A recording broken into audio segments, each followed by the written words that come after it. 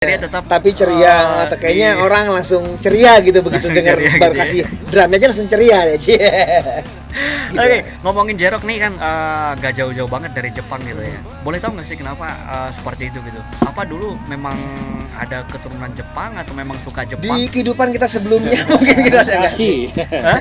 karena emang senang aja dengan awalnya selain musik juga kita suka budayanya, suka filmnya, suka kartunnya, suka Semuanya. mainannya, suka cewek-ceweknya, suka bokep segala macam lah. Jadi intinya segala Semuanya suka ya? semua suka, apalagi musiknya gitu. Dan lihat juga band-band Jepang penampilannya juga nggak biasa Standar, ya, ya. dan keren-keren banget. Jadi suka musik Jepang. Kebebasannya juga sama, bermusiknya juga bebas tapi bertanggung jawab. Bebas tapi bertanggung jawab. J-Rock keren Iya. banget. Contohnya kayak orang menikah gitu kan. Menikah itu kan bebas tapi bertanggung jawab.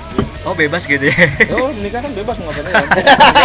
Tapi bertanggung jawab. Bebas tapi ada syaratnya juga kali. Asal tanggung jawab gitu kan. Oke deh, beringasonya kita ngomongin lagi nih soal lagu yang menurut saya paling disukain juga sih, tapi banyak sih sebenarnya. Tapi saya boleh tanya beberapa ya. Lagu Madu dan Racun.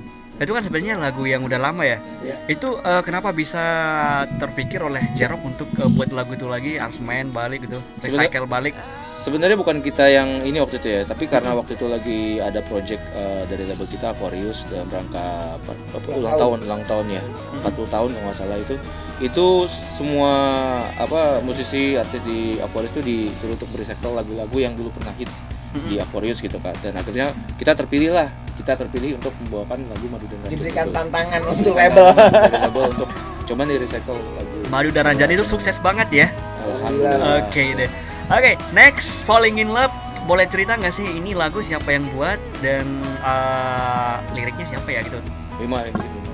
Falling in Love Falling in Love ini sebenarnya dibuat yang ada kisah nyata juga ya. ya, ini dari eranya album pertama udah ada sebenarnya lagu, cuman emang waktu itu musik Falling in Love kita belum kebayang mau gimana, akhirnya ya udah lewat aja, bikin aja. Cuman begitu pas 2009 2008 kita ke Inggris, kita ke London di Abbey Road, kita pikir ini lagu Falling in Love kayak waktunya keluarin sekarang di tepatnya. Akhirnya dirapihin lagi aransemennya dan akhirnya baru rilis di 2009. Oke, kalau balik lagi ke 2007 nih ya, satu lagu yang barengan nama Prisa, Kau Curi Lagi. Itu siapa yang buat dan itu kenapa sih harus milih Prisa kok nggak yang lain gitu? Itu lagu sebenarnya lagu Kau Curi Lagi itu awalnya nih waktu lagi demo tuh kita nggak kepikiran buat masang sama pasangan sama cewek duet gitu, nggak kebayang. Cuman malah pas kita ngasih demo ke label itu suara selain Iman yang dimasukin. Jadi ada suara gua, Anton, Sony, beberapa teman iseng doang gitu. Demo. Iya.